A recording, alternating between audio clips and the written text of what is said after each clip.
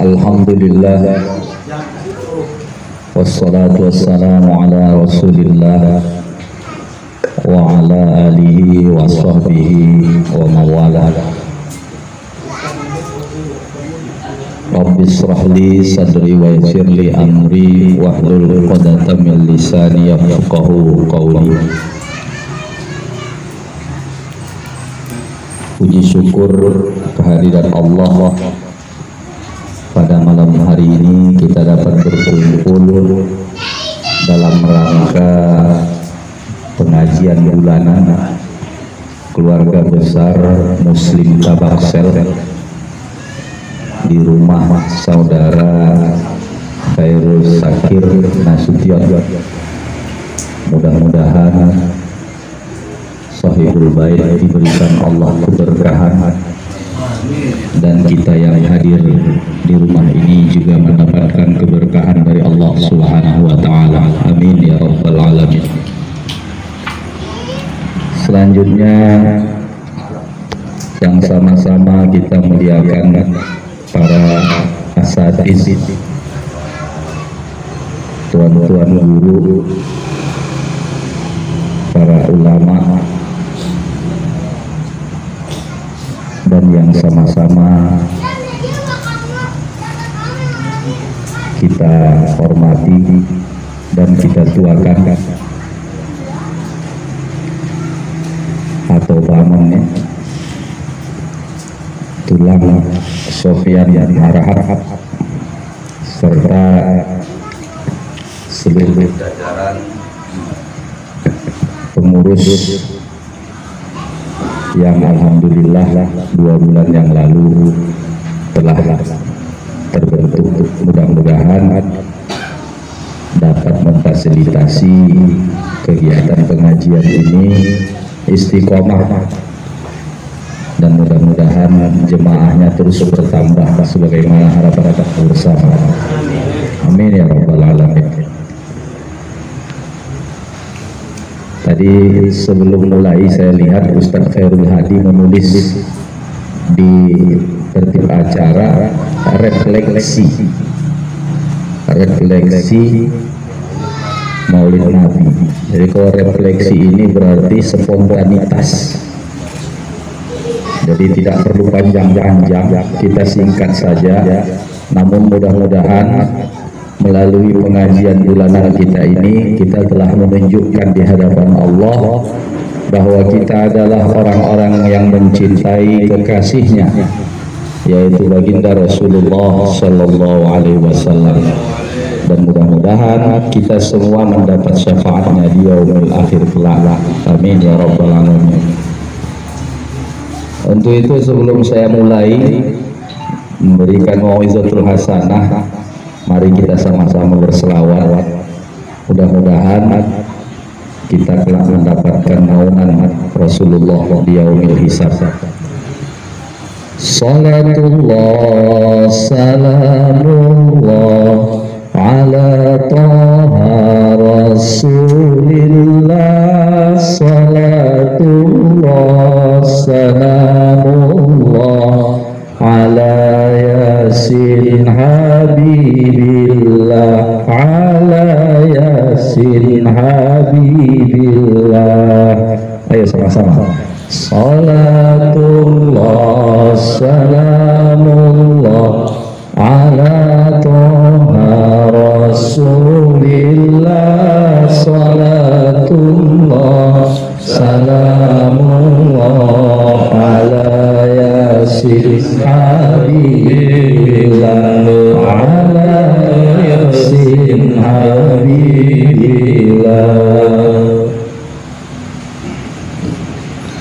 Tawassalna bismillah wa bil hadi rasulillah wa kulli mujahidillah bi ahlil badri ya Allah, bi ahlil badri ya Allah. Salatullah salamullah ala toha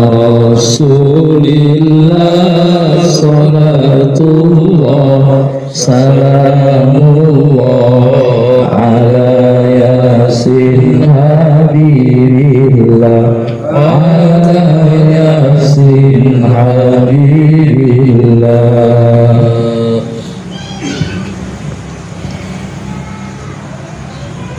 Ilahi sallimil ummah minal afati wan niqmah wa min hammi wa min ghummah bi ahlil badri ya Allah, bi ahlil badri ya Allah. Salatullah salamullah ala Taha Rasulillah, salatullah salamullah ala yasin habibillah, ala yasin habibillah.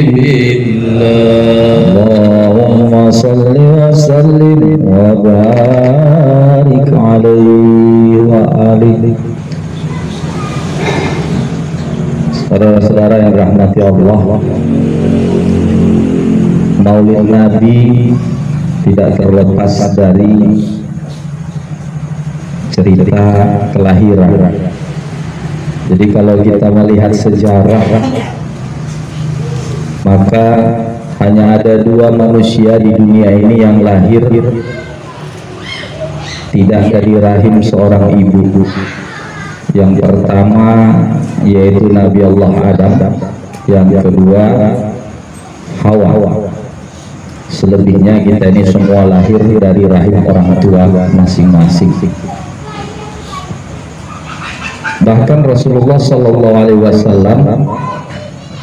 sebagai penghulu para nabi pun lahir dari rahim seorang perempuan yang bernama Siti Aminah dari ayah yang bernama Abdullah. Tentu dalam momentum ini saya tidak akan bercerita bagaimana prosesi kelahiran Rasulullah, tapi sebagaimana yang disampaikan tadi, kita hanya berbicara refleksi saja, spontanitas saja. Apakah yang harus kita contoh dari pribadi Rasulullah? Sebagaimana tadi ayat yang dibacakan oleh Ustadz Khairul Hadi, laqad kana lakum fi rasulillahi uswatun hasanah. Sesungguhnya dalam diri Rasulullah itu ada uswatun hasanah. Jadi kalau kita boleh jujur, sebenarnya kita tidak perlu mencari contoh atau mencari figur yang mau kita contoh selain Rasulullah, karena dalam diri Rasulullah itu sudah komplit.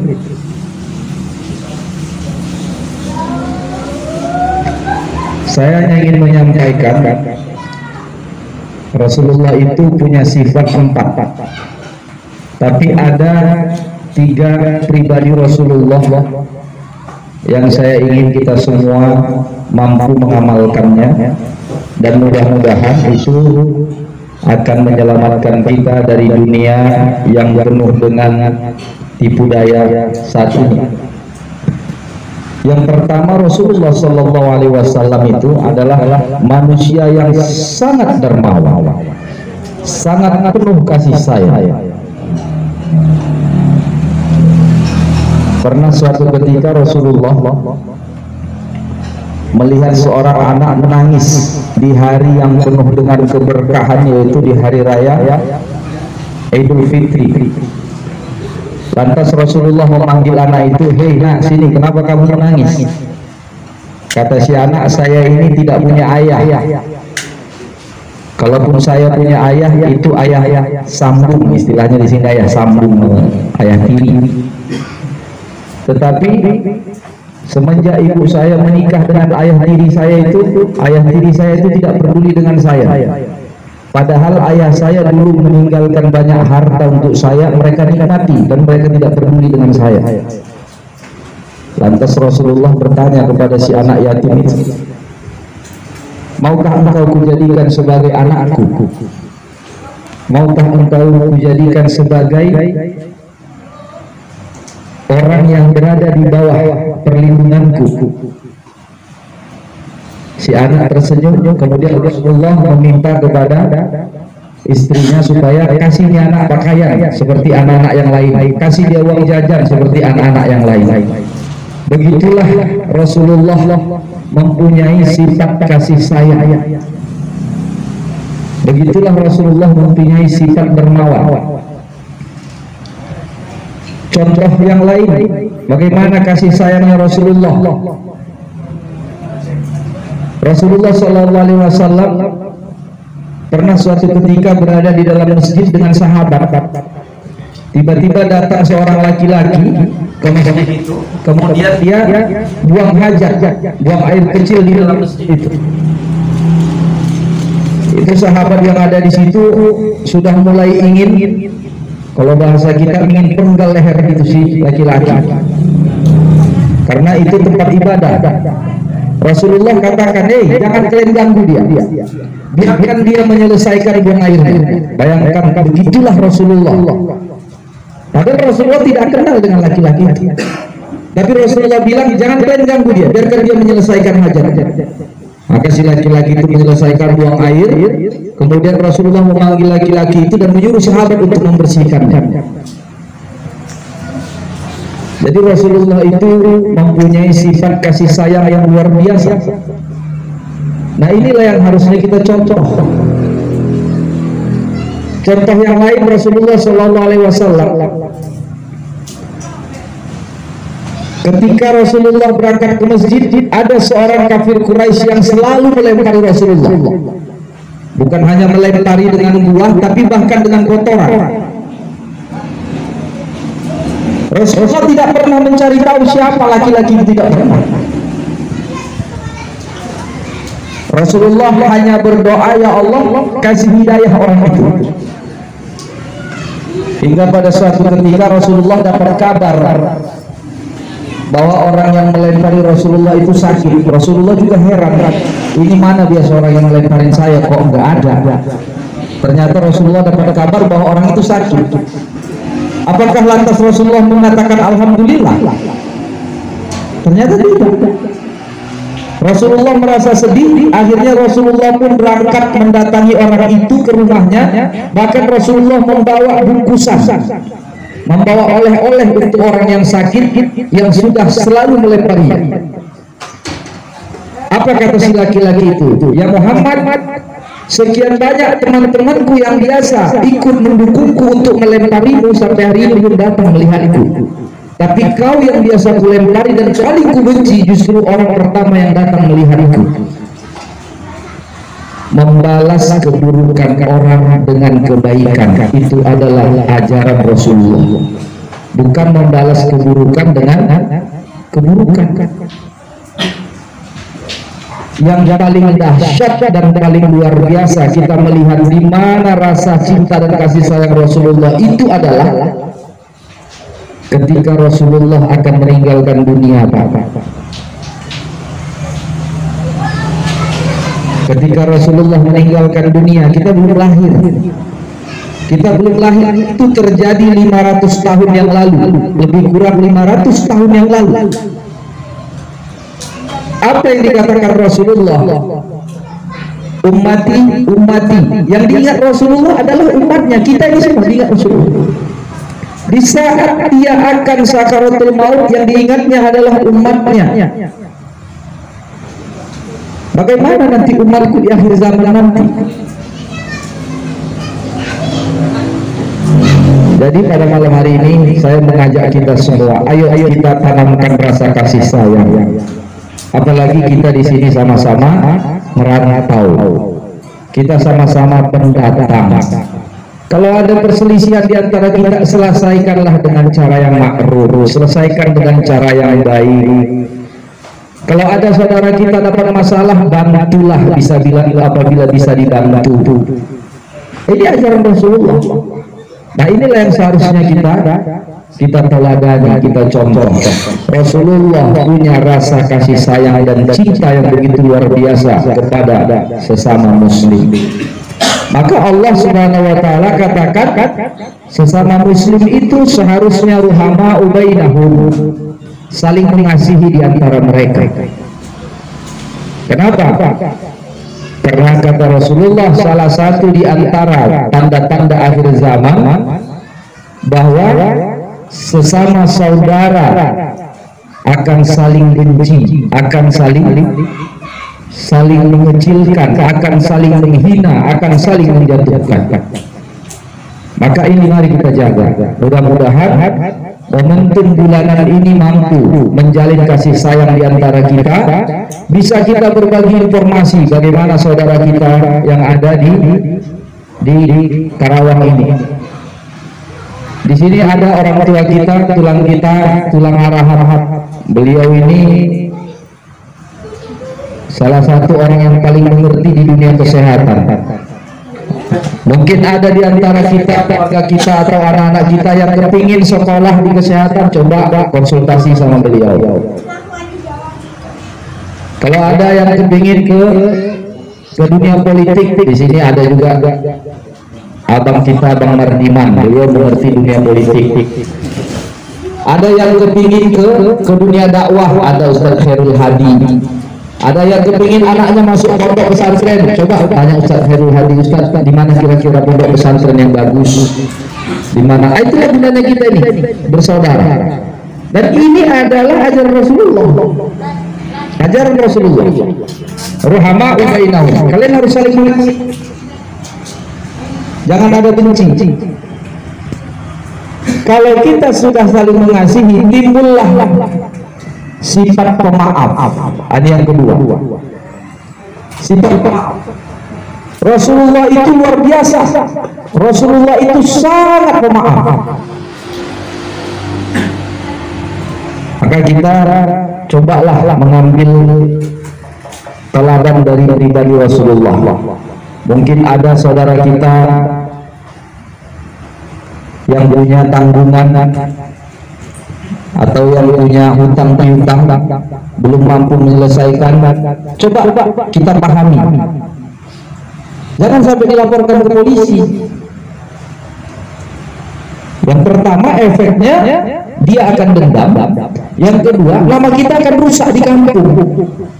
Bukannya banyak diutangnya 500.000, tapi sampai ke polisi, bayar polisi saja sudah 300.000. Ini berarti tidak pemaaf. Padahal Allah Subhanahu wa taala sudah katakan bahwa Allah ciptakan surga itu seluas langit dan bumi untuk siapa? Untuk orang-orang yang punya sifat pemaaf. Salah satu kita tanamkan dalam diri kita pemaaf. Ada tetangga kita yang mungkin pernah pinjam barang sama kita, lupa mengembalikan. Kalau bisa maafkan. Kenapa? Karena hakikatnya harta itu, barang itu tidak hilang dari kita. Jadi kita tanamkan sifat pemaaf. Ini yang kedua. Yang terakhir, yang ketiga, Rasulullah itu punya pribadi jujur. Ini yang paling sulit. Kita sering gitu. Ini udah mulai pengajian, udah di mana? Udah di jalan, padahal masih di rumah. Tak jujur. Dan biasanya orang kalau sudah selalu berbohong, dia akan terus seperti itu. Dia akan terus seperti itu untuk menutupi kebohongan yang dia lakukan. Padahal dengan kita jujur itu, walaupun kadang-kadang jujur itu menyakitkan, tapi itu akan menjadikan kita lega. Contoh, kita sudah tua, sudah ubanan, tapi nggak mau jujur, dicat supaya hitam. Itu namanya nggak mau jujur. Kenapa? Padahal Allah sudah katakan dalam surah Yasin, setiap bulan kita baca bareng-bareng.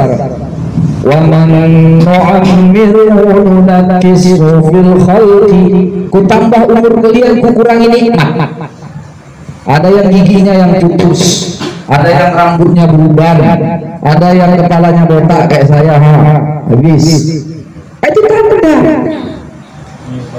Itu tanda kata Allah bahwa kau itu sudah tua, maka persiapkan diri, jujur dengan diri sendiri. Kita ini nggak sanggup.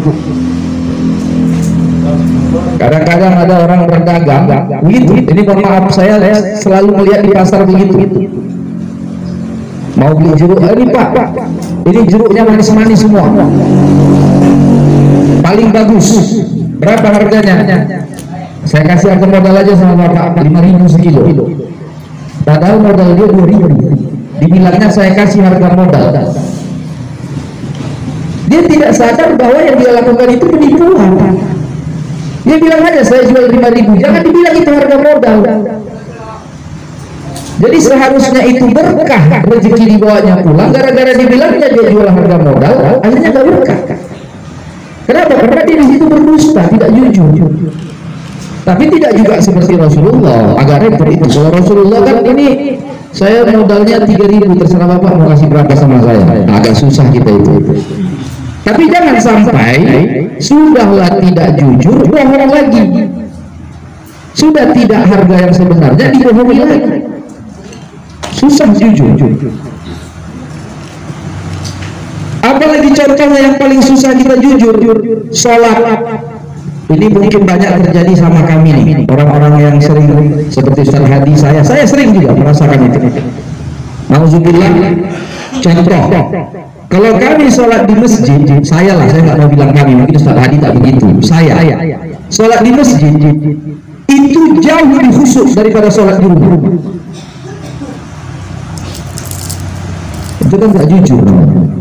Kenapa kok di masjid bisa khusyuk? Karena jadi imam. Kalau di rumah sholat sendiri, kadang-kadang sholatnya pakai kaos. Kalau di masjid pakai jubah. Kalau di masjid pakai sorban. Itu tak jujur. Maka disuruh untuk riadah, latihanlah, latih dirimu untuk jadi orang yang jujur. Jujur kepada siapa? Sama Allah. Kenapa kok di masjid pakaiannya rapi, pakai minyak wangi? Kenapa di rumah enggak? Emang Allah di masjid sama di rumah beda? Inilah namanya terwasa tidak jujur. Jadi kadang-kadang kita menganggap ini hal biasa, tapi tanpa kita sadari sebenarnya itu merusak iman kita. Saudara-saudara yang dirahmati Allah, saya seminggu yang lalu diundang ke Kalimantan ceramah. Kalimantan Concrete Engineering nama perusahaannya. Kebetulan direksinya itu Bang Amru Rustam Pohan, orang kita. Saya melihat banyak pelajaran yang saya dapat di sana. Sampai saya bilang sama beliau, Bang, saya datang kemari kayaknya baru 30% berbagi ilmu, tapi saya pulang saya bawa 70% ilmu kehidupan dari sini. Itu hanya saya dapat dari beliau, tidak dari orang lain. Hanya saya dapat dari Tuhan, tidak dari orang lain. Jadi beliau cerita dengan saya. Sebenarnya semua yang kau lihat hari ini, Dede, ini bukan punya saya. Maksudnya Bang, ini sebenarnya cuma titipan Allah buat karyawan-karyawan ini. Kebetulan dia manahkan Allah sama saya.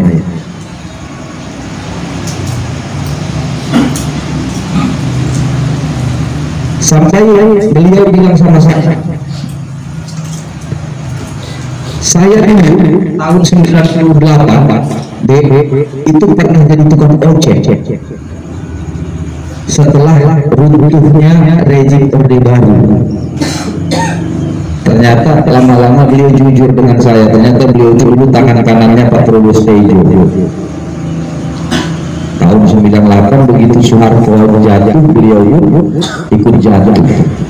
Akhirnya saya jadi tukang ojek. Disitulah saya menikmati hidup. Saya bilang hebat Abang, gak sampai setruk saya bilang. Mungkin kalau saya dikasih Allah cobaan begitu, mungkin saya setruk saya bilang. Biasa hidup mewah, pakai mobil mewah, tahu-tahu jadi tukang ojek. Tapi karena hubungannya baik kepada sesama manusia, tiba-tiba waktu dia mangkal di ojek itu, datang wali kota menghampiri. Turun wali kota dijumpai, Bang, nggak kayak gini caranya kita berteman, Bang. Aku nggak suka lihat abang kayak gini, masa abang bawa ojek, besok abang datang ke kantor. Inilah silaturahmi tadi. Akhirnya Bang Bohan tadi datang ke kantor, oleh wali kota dikasihlah proyek pengadaan alat tulis kantor kabupaten sekota Madiah di tempat si wali kota itu bertugas. Mulailah bangkit kembali ekonomi beliau sampai akhirnya hari ini beliau sebagai kepala direksi ya namanya. Saya kurang paham juga. Bahkan beliau cerita dengan saya, zakatnya saja per tahun 368 juta zakat. Kalau dipikir-pikir deh 360 juta itu nggak mau kita mengeluarkannya satu mobil itu. Tapi karena saya yakin itu hak orang, makanya saya keluarkan daripada nanti Allah ngambil lebih ngeri. Kalau Allah ngambil bisa saja caranya dibakar Allah perusahaan saya, bisa saja nanti tiba-tiba saya sakit berkepanjangan. Itu kalau Allah mengambil. Jadi ini menjadi pelajaran bagi saya. Kemudian bagaimana cara beliau itu memuliakan tamu? Jadi kebetulan beliau di sana jadi hantu tamu. Kalau di sini semua orang-orang Tabaksel itu, bahkan ada yang orang-orang dari utara tapi yang muslim selalu kumpul di rumah beliau. Jadi beliau buat bangunan khusus, di situlah mereka. Ngapain kumpul di situ? Main klub. Tapi setiap begitu terdengar suara azan, semuanya otomatis meninggalkan itu dan pergi sholat berjemaah. Inilah yang saya katakan tadi, ruhama, saling menyayangi. Kita di sini belum begitu, insya Allah begitu. Udah kaya diam, menjauh. Saya merasakan itu di Jakarta, kalau di sini belum. Kalau di sini saya lihat tidak seperti itu. Mudah-mudahan seterusnya di Jakarta seperti itu. Bukan karena kita kepingin menumpang hidup seperti dulu, bukan. Nah, maka refleksi Islam itu dicontohkan oleh Allah di dalam sholat. Maka kata Rasulullah, awal ma yuhasabu an ya'abdi yaumil qiyamah as-shalah. Yang pertama akan dihisab Allah di akhirat itu sholat kamu. Pertama, setiap orang yang masuk ke masjid mau sholat wajib datang buka sendal. Gubernur datang buka sendal. Presiden datang buka sendal. Tukang becak datang buka sendal. Ada yang berani masuk ke masjid pakai sepatu? Mana? Presiden sekali. Allah samakan kita semua di dalam sholat itu. Mau pejabat, mau tentara, mau polisi, mau orang sipil, mau orang kaya, mau orang miskin, semua wajib buka alas kaki. Allah samakan. Sampai ke dalam, adakah aturannya? Saf pertama ini khusus buat pejabat. Kalau bukan pejabat tidak boleh di saf pertama. Tidak ada. Siapa saja yang pertama datang ke masjid boleh mengambil posisi di saf pertama, nggak ada yang lain. Datang pemulung ke masjid mau sholat Jumat, ternyata ketika dia datang belum ada orang, dia ngambil saf di depan. Ada yang larang? Nggak ada yang larang.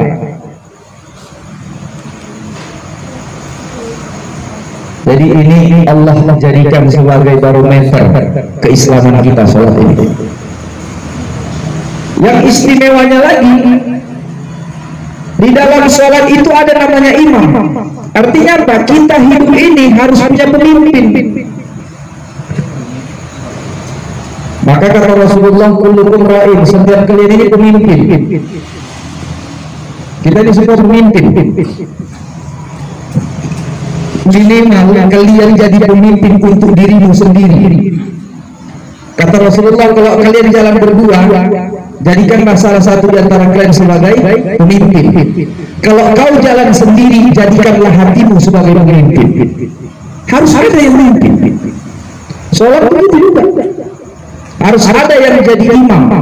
Maka diutamakan yang jadi pemimpin itu adalah orang yang paham. Jadi kalau nggak paham jangan jadi imam. Nah, itulah dia kalau nggak paham. Pernah kejadian di Selat Sanjang, Kabupaten Meranti. Cerita guru saya lagi sholat tarawih, Allahu Akbar, selesai cepat tarawih, Allahu alaihim waradhdallin. Inna anzalnahu fi lailatul qadr. Kata yang di belakang til. Di belakang mengingatkan, bukan til. Inna anzalnahu fi lailatul qadr wa ma adraka ma lailatul qadr. Di belakang rupanya emosi tadi karena masih ditegur terus bilangnya, kau kurang ajar kau, tadi aku bilang til, kau bilang til. Akibat gak paham agama. Jadi imam tak boleh emosi. Jadi imam tidak boleh emosi. Jadi imam itu harus orang yang suyuh, orang yang alim dalam pengertian memahami tata krama dalam ibadah. Ini saya heran kadang-kadang, ini mohon maaf, saya lihat banyak sekarang ini di Indonesia, bukan cuma di Kerawang, Indonesia ini, yang kepingin betul jadi imam. Padahal kalau saya, karena kebetulan saya punya majelis di Kerawang ini di Dengklok, kadang-kadang jemaah itu kalau udah ada saya, mereka takut masuk tajwid menjadi imam. Padahal kalau boleh saya lebih bagus jadi imam. Bahkan kadang-kadang sengaja saya intip dari rumah dan mulai orang itu sholat. Kalau udah mulai orang baru saya pergi ke masjid itu, karena kebetulan rumah saya dekat dari masjid. Jadi dari rumah itu jadi lagi nampak orang udah sholat dulu. Kenapa? Karena ketika kita berposisi sebagai imam, kitalah yang bertanggungjawabkan bagaimana kesempurnaan sholat itu. Karena kata Rasulullah, makmum itu baca imam, baca makmum. Allahu Akbar, dia sambil melamun-lamun sambil mikirin utang. Nggak ada masalah, nggak ada bertanggung jawab dia. Tapi kalau imam sambil sholat dia tidak khusyuk, dia lebih bertanggung jawab. Jadi bukan mudah menjadi imam. Saya heran di sini orang berebut jadi imam. Ini menunjukkan bahwa tidak paham. Nah, kita ini semua nanti akan diminta lah bertanggung jawaban itu masing-masing. Kau dulu waktu punya harta, kemana harta kau? Kau dulu waktu punya istri, kenapa istrimu kau biarkan tidak sholat? Kau punya istri, kenapa kau biarkan istrimu tidak menutup aurat? Ditanya kepada kita. Maka alangkah naibnya kalau ada istri yang mengikutkan egonya, padahal hidup dia dipertanggungjawabkan oleh suaminya kelak di akhirat. Suaminya yang bertanggung jawab dia. Perempuan itu paling enak hidupnya sebenarnya, Pak. Waktu dia belum punya suami, yang tanggung jawabnya siapa? Ayahnya. Begitu dia punya suami, yang tanggung jawabnya siapa? Suaminya. Dia tidak pernah punya tanggung jawab. Itu pun masih selalu saja dia merasa dia terzolimi. Padahal seorang perempuan itu substansi dia sebagai istri cuma satu, cari ridho suami. Suaminya melarang dia pergi ke mall, dia ikuti, kan dapat ridho. Suaminya bilang sama dia, mulai besok jangan lagi belanja ke warung, masa aja di rumah, dia kerjakan, kan dapat ridho. Tapi karena memang kurangnya pemahaman terhadap agama, dia selalu saja merasa dia terzolimi. Dan dia punya status itu, punya suami kok gini-gini banget sih. Dia tidak tahu bahwa dia menceritakan itu di media sosial, dia sedang menjatuhkan harga diri suaminya. Maka kita ini diminta pertanggungjawaban semua nanti di akhirat. Bapak-bapak yang dirahmati, kalau bercerita masalah, kita ini semua punya masalah, nggak ada yang punya masalah. Kenapa? Karena manusia hidup itu adalah untuk menerima masalah. Ketika kita mampu menjalaninya dengan sabar, itulah jadi investasi ibadah. Ini punya masalah, saya punya masalah, Ustaz Hadi punya masalah, ini punya masalah. Tapi Allah berikan masalah itu sesuai kadarnya. Rasulullah pun bawa Islam ke muka bumi ini pun bermasalah. Bayangkan saja Rasulullah pernah dibilang tukang sihir, Muhammad itu tukang sihir. Rasulullah itu pernah dibilang durhaka terhadap nenek moyangnya, segala macam. Tapi sejauh mana kita mampu untuk menjadikan diri kita ini menjadi orang yang ikhlas menerima setiap masalah. Ini tulang kita, tulang harap ini nampak yang slow, santai. Banyak masalahnya itu cuma karena dia sudah tua, senior, udah pengalaman dia. Jadi gak kelihatan masalahnya itu. Kalau kita ini kan masih muda-muda, punya masalah kelihatan, muka kusut ya kan. Kalau beliau kan nggak ada, santai. Tapi kalau ditanya ada masalah, pasti ada. Namanya hidup. Inilah yang seharusnya kita jadikan Rasulullah sebagai teladan. Jadi Rasulullah itu seberat apapun masalah yang dihadapi Rasulullah itu selalu menghadapinya dengan tenang. Rasulullah hadapi dengan sabar. Pernah suatu ketika Rasulullah bersama dengan Abu Bakar terjebak di dalam gua. Abu Bakar udah panas dingin. Macam mana kita dia Muhammad, orang itu dah membunuh kita. Kata Rasulullah, sabar wahai temanku, Allah bersama kita. Kau tahu gua itu tertutup sarang laba-laba, hanya hitungan berapa detik saja. Tapi Quraisy tidak percaya Muhammad dan pamannya ada di dalam gua itu. Kenapa? Tidak mungkin secepat itu laba-laba menutup lubang itu. Karena biasanya kalau laba-laba menutup lubang gua itu butuh proses, paling nggak seminggu baru tertutup gua. Tapi kenapa dalam waktu 1 menit gua itu tertutup sehingga mereka tidak yakin mereka ada di dalam? Maka saya mengajak kita semua, ayo melalui momentum bulan Rabiul Awal ini kita lebih mengaplikasikan dalam hidup kita teladan dan Rasulullah, pribadi Rasulullah. Jadi orang yang penyayang, jadi orang yang penyabar, yang pemaaf, dan jadi orang yang jujur. Jujur sama istri, jujur sama anak, jujur sama diri sendiri. Kita ini sering tidak jujur sama anak. Pokoknya nanti kalau kamu lulus, papa belikan sepeda. Toto lulus nggak dibelikan. Alasannya banyak betul lagi. Kopi sekarang warung lagi tutup, nggak ada yang jual sepeda.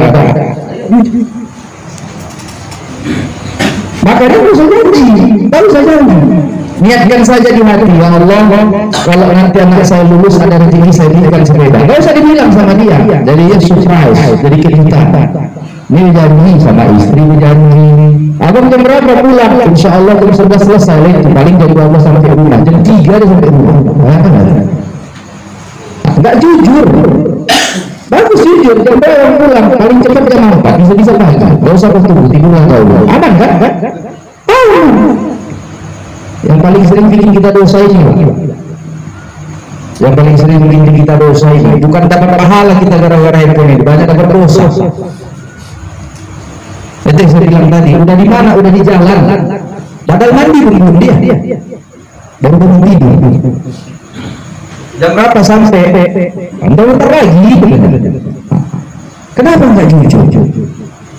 Jujur aja betul. Saya terus terang sedang melatih diri itu, saya sering bohong itu di sini. Kalau tanyakan lagi di mana katanya. Kalau malah saya mau jumpa sama dia, saya bilang lagi luar kota gitu. Karena kalau saya bilang ada di Karawang, dia tidak jumpa, malah saya akan cakap. Jadi coba kita latih untuk jujur, karena itu adalah pribadi Rasulullah. Mudah-mudahan kita lakukan ini karena kita ingin mengikut Rasulullah SAW. Insya Allah nanti di yaumil akhir, pada hari di mana kata Allah, la yanfa'u malun, tidak ada guna harta kalian, wala banun, tidak ada guna anak kalian, illa man atallah biqalbin salim, kecuali orang yang datang kepada Allah dengan hati yang bersih. Siapa orang yang hati bersih itu? Orang yang jujur, orang yang sabar, orang yang punya kasih sayang, dan orang yang mau memaafkan. Jadi kalau sudah ada 3 poin ini dalam diri kita, insya Allah kita akan masuklah dalam kategori orang yang kembali kepada Allah dengan qalbun salim, hati yang bersih. Mudah-mudahan kita semua dipertemukan Allah di dalam surganya. Amin ya rabbal alamin. Bapak-bapak yang dirahmati Allah, kata Rasulullah, orang-orang yang duduk di majelis taklim, kita namanya majelis taklim, mereka sebenarnya sedang duduk di taman-taman surga. Jadi kalau taman surga sudah kita nikmati, surganya yang belum. Semana supaya kita bisa menikmati surganya, itu tergantung kita masing-masing. Mau masuk surga atau masuk neraka? Kalau mau masuk surga, kita sudah di taman-taman. Jadi majelis taklim itu adalah taman-taman surga, kata Rasulullah. Majelis taklim itu taman-taman surga. Maka sering-seringlah kalian datang ke majelis taklim. Ustaz Hadi tempat beliau ada majelis taklim. Di tempat saya ada majelis taklim. Kalau malas datang di majelis taklim orang Sunda, kenapa kamu datang? Asal ceramah bahasa Sunda terus dia nggak paham saya. Datang ke Ustaz Hadi. Datang ke saya. Kalau di tempat saya itu setiap malam Jumat habis Isya jam 8. Datang majelis taklim. Di samping pertama bertambah pengetahuan kita, kedua bertambah keberkahan hidup kita. Kenapa? Kita rajin datang ke taman surga. Mudah-mudahan di bulan Rabiul Awal ini Allah tambahkan keberkahan hidup kita. Yang punya masalah dimudahkan Allah masalahnya, yang lagi kurang sehat diberikan Allah kesehatan kepadanya, yang lagi banyak dililit utang piutang kira-kira mudah-mudahan dimudahkan dan diselesaikan Allah, yang belum dapat pekerjaan diberikan Allah pekerjaan, yang belum dapat keturunan diberikan Allah keturunan. Mari kita sama-sama berdoa, bermohon kepada Allah, karena kalau Allah sudah mau berbuat tidak ada yang tidak mungkin. Innama amruhu idza arada syai'an ayyakuna lahu kun fayakun. Mudah-mudahan majelis kita pada malam hari ini diberkahi oleh Allah Subhanahu wa taala. Segala dosa kita diampuni Allah Subhanahu wa taala. Sekali lagi untuk Syahidul Bait, mudah-mudahan juga diberikan Allah keberkahan. Amin amin ya rabbal alamin. Saya kira demikian. Mohon maaf atas segala kekurangan. Billahi taufiq wal hidayah. Assalamualaikum warahmatullahi wabarakatuh.